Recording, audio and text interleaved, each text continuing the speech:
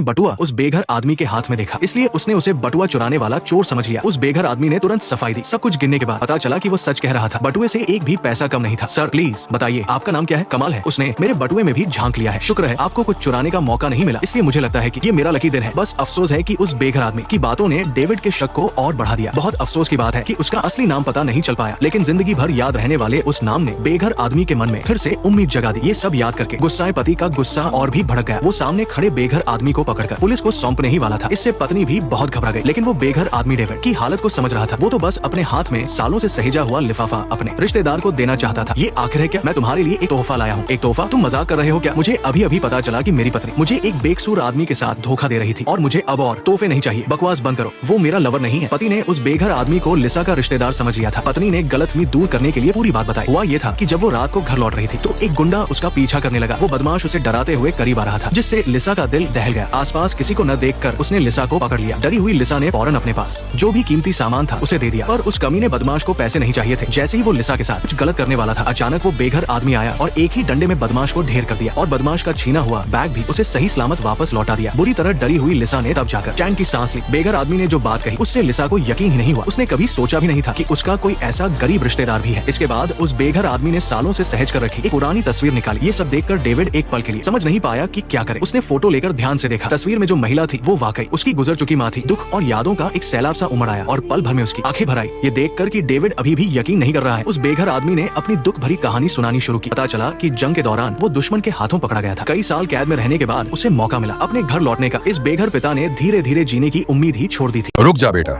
मुझे देखकर इग्नोर मत करना। आज जो भी इस वीडियो को लाइक करके चैनल को सब्सक्राइब करेगा उसे 2 घंटे में खुशखबरी मिलेगी।